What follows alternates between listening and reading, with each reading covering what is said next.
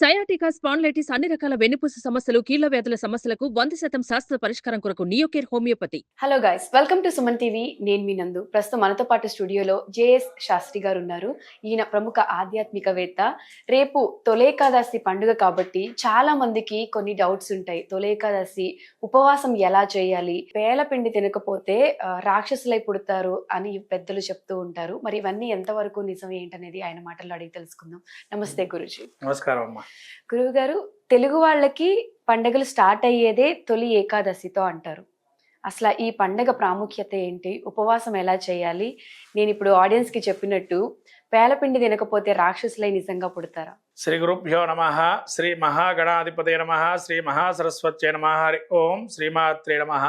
మహావిష్ణు స్వరూపమైనటువంటి సభకు ముఖ్యంగా తొలి ఏకాదశి అనేది చాలా ముఖ్యమైనటువంటి వ్రతం. దీన్ని ఎలా మనం తీసుకోవాలి అనుకుంటే ఈ తొలి ఏకాదశిని ముఖ్యంగా మనకు కర్కాటక సంక్రమణం అనేటువంటిది ప్రధానంగా తీసుకుంటాం. అంటే మనకు ఉత్తరాయణము దక్షిణాయనం అనేటువంటి రెండు కాలాలు ఉంటాయి. 6 నెలలకి ఉత్తరాయణము, ఇంకో 6 నెలలకి దక్షిణాయనం అనేటువంటిది ఉంటుంది. ఈ ఉత్తరాయణ దక్షిణాయన పుణ్యకాలాల్లో చాలా ప్రాముఖ్యమైనది పుణ్యకాలం అంటే దానం ధర్మం చేయటం అనేది చాలా ఉత్తమమైనది. అయితే స్నానం ఇవన్నీ కూడా ఈ యొక్క దక్షిణాయన ఉత్తరాయణ పుణ్యకాలాల్లో చేస్తుంటారు.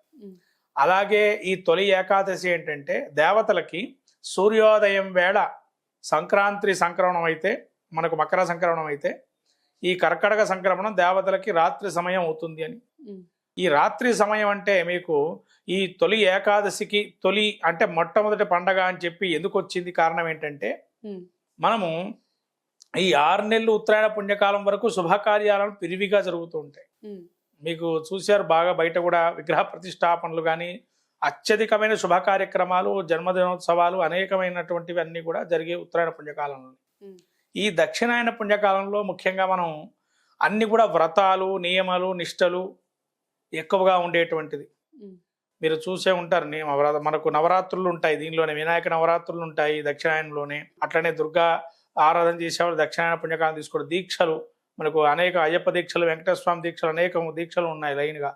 ఈ దీక్షలన్నీ కూడా వ్రతాలు, నియమాలు, నిష్టలన్నీ కూడా దక్షిణాయనంలో చేస్తారు. అంటే ఏంటంటే దేవతలు తన యొక్క రాత్రి సమయం కాబట్టి ఈ రాత్రి సమయంలో ప్రతిదీ దేవుడికి మనం ఆయన ప్రశాంతంగా కూర్చొని ఉంటాడట భగవంతుడు ఆ యొక్క లోకాలలో, ఉత్తమ లోకాలన్నీ కూడా. అందుకని ఈ యొక్క నియమనిష్టలతో ఈ యొక్క వచ్చేటువంటి వ్రతాలు ఇవన్నీ కూడా జపములు, పునశ్చరణ మంత్ర జపాలు కూడా ఈ దక్షిణాయన పుణ్యకాలంలో చేసుకోవటం వల్ల ఇంకా అద్భుతమైనటువంటి మనకు ఫలితాలు ఉంటాయని చెప్పి శాస్త్రం కూడా చెప్తుంది. కాబట్టి ఈ తొలి ఏకాదశిలో నియమాలు, దానికి సంబంధించినటువంటి విషయాన్ని చూసినట్టయితే ముఖ్యంగా ఆషాఢ మాసంలో ఈ తొలి ఏకాదశితో చాతుర్మాస దీక్ష కూడా ప్రారంభం అవుతుంది. అంటే ఈ తొలి ఏకాదశికి ఉన్నటువంటి ప్రధానమైన లక్షణం ఏంటంటే స్వామివారి శ్రీ మహావిష్ణువు యోగ నిద్రకు వెళ్తాడు అని చెప్పి అంటుంటారు. దీన్నే శయన ఏకాదశి, దేవశయన ఏకాదశి కూడా అంటారు. అంటే ఇక్కడ ఏంటంటే ప్రతి ఒక్కరు కూడా కాలం మారుతుందమ్మ. ఇక్కడ మనకి ఈ కాలం వర్షాకాలంలో వస్తుంది, దరిదాపు వర్షాకాలం. అంటే కాలం మారినప్పుడు నియమలు, నిష్టలు అంటే మన యొక్క శరీరంలోని లక్షణాలన్నీ కూడా చేంజ్ అవుతుంటాయి ఆ సమయానికి తగ్గట్టుగా. మరి ఆ సమయాన్ని మనకు వర్షాకాలంలో అందుకనే ఎక్కువగా ఆకలి కానీ దెప్పిక కానీ తక్కువగా ఉంటుంది. ఎందుకు అంటే ఈశ్వరుడు కూడా అందుకనే దీనికి సంకల్పించాడు. ఏంటంటే మనం ఇప్పటివరకు ఎండాకాలంలో చల్లటి పదార్థాలు తీసుకున్నాము, అనేకమైనటువంటి పదార్థాలు తినటకు తీసుకున్నాం.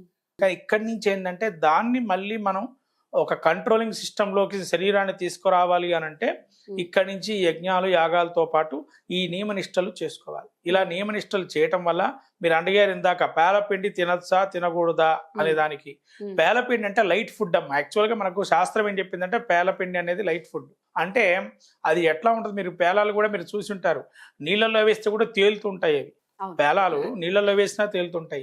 ఈ పేలపిండి అంటే దేనికి లక్షణం అంటే ముఖ్యంగా ఈ వరి పేలాలు ఇవన్నీ కూడా లక్ష్మీ పూజకు వాడుతూ ఉంటారమ్మా. మీకు దీపావళి సమయంలో లక్ష్మీ పూజ చేస్తూ ఉంటారు. ఆ సమయంలో వరి పేలాలు అనేటువంటివి వాడుతూ ఉంటారు. ఈ వరి పేలాలు అట్లనే గణపతి హోమానికి కూడా వాడతారు. ఇది లక్ష్మీప్రదమైనటువంటివి. అంటే ఈ అమ్మవారికి, లక్ష్మీదేవికి లాజా పుష్పాలు అంటే దేవతలకి పుష్పాలు ఏవైతే ఉంటాయో అవన్నీ కాకుండా ఇవి ఈ పూలతో అర్చన చేసేవాళ్ళు అప్పటి కాలంలో అని చెప్పి మనకు శాస్త్రం చెప్తుంది. అందుకని ఈ పేలపిండి, బెల్లము అనేటువంటిది తీసుకోవడం దాన్ని బాగా నూరి పొడిలాగా చేసుకొని బెల్లం కలుపుకొని ఈ పదార్థాన్ని తినమన్నారు. ఎందుకంటే ఆహారం అనేటువంటిది మన లోపల ఉండాలి. ఎందుకంటే మనకు ఉండేటువంటి జఠరాగ్ని యొక్క ఏదైతే ఉంటుందో ఆ జఠరాగ్ని కంట్రోల్ చేయాలి అంటే ఆహార నియమాలు ఉంటాయి. కాబట్టి ఈ పేలపిండి తినటం వల్ల మనకు మంచి సత్ఫలితాలు వచ్చి లోపల కూడా ఎప్పటికీ మనం నిత్యము కూడా జపం చేసుకోవాలి, తపం చేసుకోవాలంటే ఇవన్నీ కూడా తపస్సు చేయాలి, జపం కూడా చేసుకోవాలి, పునశ్చరణ జరగాలి అని అంటే లైట్ ఫుడ్ తినమంటారు. ఎందుకంటే ఎక్కువగా ఆకలి అయితే మళ్ళీ నిద్రాణంలోకి వెళ్తాం. అందుకని ఆ యొక్క నియమనిష్టలు పాటించాలి అని అంటే మనం ఈ యొక్క పేలపిండి తినటం వల్ల ఏకాదశి నాడు కూడా ఆ యొక్క నియమనిష్టలుగా వ్రతాన్ని కానీ జాగరణ కానీ చేసుకోవచ్చు.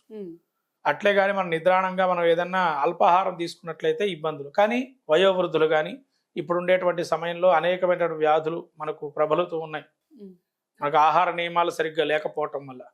కాబట్టి అటువంటి వాళ్ళు ఎవరైనా ఉంటే కనుక ద్రవ పదార్థాలు, గణంగా ఉండేటువంటి ద్రవ పదార్థాలు, గని పదార్థాలు అంటే పండ్లు అటువంటి ఏమైనా అల్పాహారంగా తీసుకోవచ్చు. ఎందుకంటే వాళ్ళ వరకు ఈశ్వరుడికి అన్నీ తెలుసు. ఎవరు ఏ వ్రతం చేసినా యజ్ఞం చేసినా కూడా వాళ్ళ యొక్క ఆత్మ పరిస్థితిని తెచ్చుకొని వాళ్ళ దాన్ని బట్టి మెలగమన్నారు. అంతేగాని ఉపవాసాలు దీక్షగా చేయమన్నారు. కానీ అది కూడా వాళ్ళకి అనారోగ్య సూచనలుగా ఉన్న వాళ్ళు చాలా జాగ్రత్తగా చేసుకుంటే భగవంతుడు వాళ్ళని కూడా అనుగ్రహిస్తాడు. అంతేగాని అల్పహారం చేస్తే తీసుకుంటే ఈ విధంగా ఇబ్బందులు ఉంటాయి అనేది ఎక్కడా లేదు.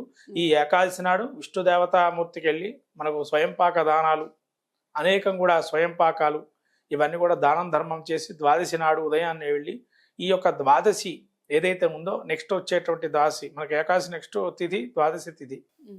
ఈ ద్వాదశి నాడు విష్ణుమూర్తి స్వరూపంగా భావం చేసి బ్రాహ్మణుడికి స్వయం పాకం కానీ శక్తి కొలది ఏదైనా దక్షిణ కానీ ఇస్తే గనక ఇక్కడ వామనమూర్తి ప్రసన్నుడవుతాడు అని చెప్పి మనకు ధర్మశాస్త్రం చెబుతుంది. అంటే వామనమూర్తి ప్రసన్నం అంటే వామనమూర్తికి మనం ఆచారం వ్యవహారాల్లో ఎక్కడా పూజాధికాలు లేవు. మరి ఆయన పూజాధికాలు ఏ విధంగా చేసుకోవచ్చు అని అంటే ఈ వామనమూర్తి స్వరూపంగా బ్రాహ్మణ్ణి ఈ యొక్క మాసంలో ద్వాదశి నాడు గనక స్వయం పాకంగానే శక్తి కొలది దక్షిణించి దండం పెట్టుకున్నట్లయితే సాక్షాత్ ఆ స్వామి యాగం చేసిన ఫలితం ఇస్తారు అని చెప్పి మనకు ధర్మశాస్త్రం చెప్తుంది. అటువంటి మహత్తరమైనది ఈ తొలి ఏకాదశి. ఈ తొలి ఏకాదశి ఈ యొక్క విష్ణుమూర్తి స్వేదబిందుతో చిందించినటువంటి దాంతో వచ్చిన ఒక కన్యతోని మురుడనే రాక్షసుని చంపడంతో ఆ యొక్క కన్యకి వరాలిచ్చి స్వామివారు ఏకాదశి వ్రతం గురించి చెప్పి మోక్షం కూడా లభిస్తుంది ఎవరైతే ఏకాదశి చేస్తారో. ఇక్కడి నుంచి ప్రతి 24 ఏకాదశులు మొదలు పెట్టుకొని ఈ యొక్క ఉపవాస దీక్షలు చేస్తే కనుక వాళ్ళందరికీ కూడా ఆ స్వామి అనుగ్రహం కలిగి సకలమైనటువంటి ఇబ్బందులు ఏవైతే ఉన్నాయో తొలగిపోయి మోక్షం ప్రసాదన అనేది కూడా ఇస్తారు అని చెప్పి మనకు చెప్తున్నారు ధర్మశాస్త్రం. ఇది ఏకాదశి యొక్క మహత్యం అమ్మ. తొలి ఏకాదశి ఇది ప్రధానంగా ఇదే పండగలు, దేవతలకు కూడా పండగలు స్టార్ట్. అందుకని తొలి ఏకాదశి పేరు. ఓకే గురుజీ, నమస్కారం. సుమన్ టీవీలో మీ పర్సనల్ అండ్ బిజినెస్ ప్రమోషన్స్ కోసం కింది నెంబర్కి కాంటాక్ట్ చేయండి.